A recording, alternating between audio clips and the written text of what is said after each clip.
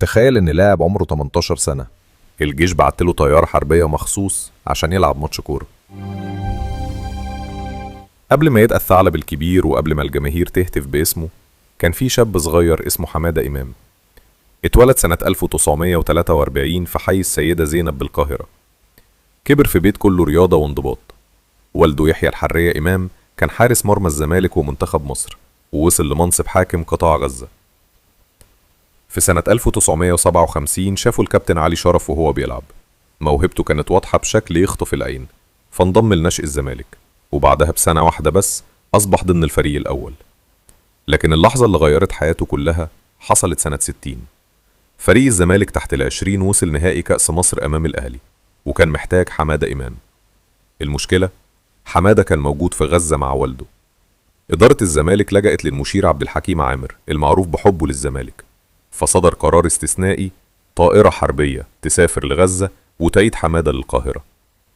وصل الشاب الصغير للمباراة وسجل 5 أهداف كاملة، 5 أهداف في نهائي أمام الأهلي. الزمالك فاز ب6، ومن يومها بدأ اسم حمادة إمام يتحول من لاعب موهوب إلى مشروع أسطورة.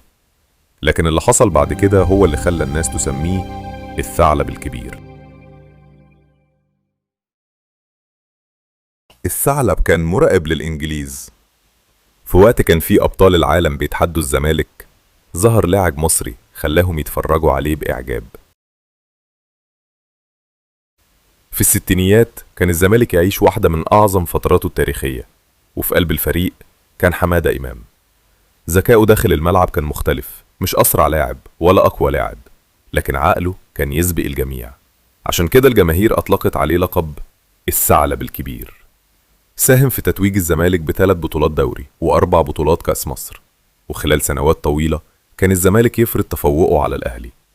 حمادة سجل 6 أهداف في مباريات القمة، ومن أشهر أهدافه هدف خدع فيه الدفاع والحارس بالكامل بتسديدة غير متوقعة. لكن المباراة الأشهر في مسيرته كانت سنة 1966 لما واجه الزمالك فريق ويست هام يونايتد الإنجليزي، الفريق اللي كان يضم نجوم المنتخب الإنجليزي. وسط ذهول الجميع فاز الزمالك 5-1، وحمادة إمام سجل هاتريك تاريخي، 3 أهداف كاملة ليكتب واحدة من أعظم الليالي في تاريخ الكرة المصرية. الجماهير بدأت تتعامل معاه كرمز، بل وأصبح أول لاعب مصري تقريبا يمتلك رابطة جماهيرية خاصة باسمه، وكانت أسطورته تكبر كل يوم. لكن فجأة الحرب أوقفت كل شيء. توقف الدوري وابتعد الثعلب عن الملاعب، لكن كان عنده مهمة أكبر من كرة القدم.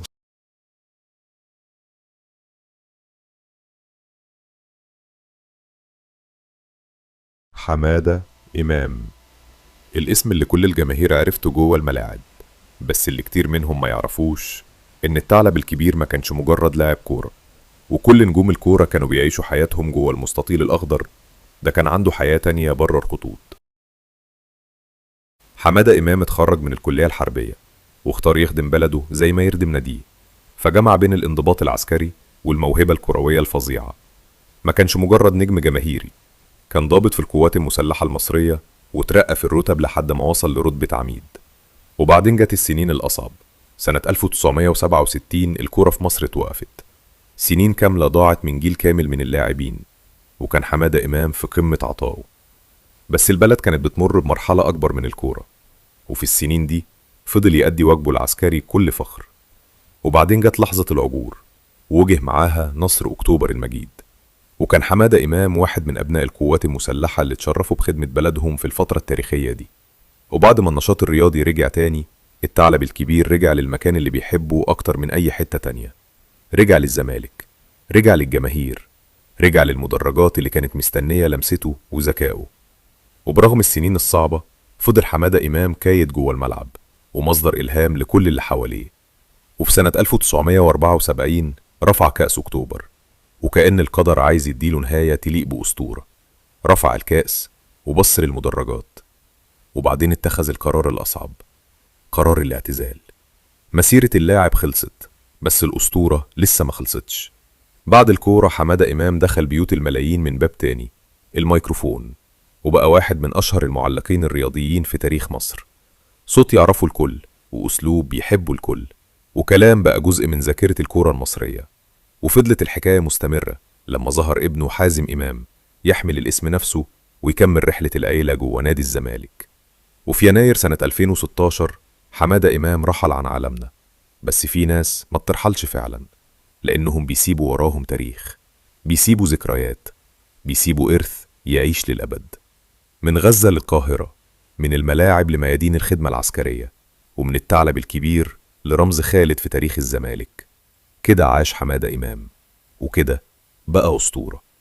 لو عجبتك قصة الثعلب الكبير اكتب حمادة إمام في التعليقات وقولنا إيه الأسطورة اللي عايز الحلقة الجاية تكون عنها.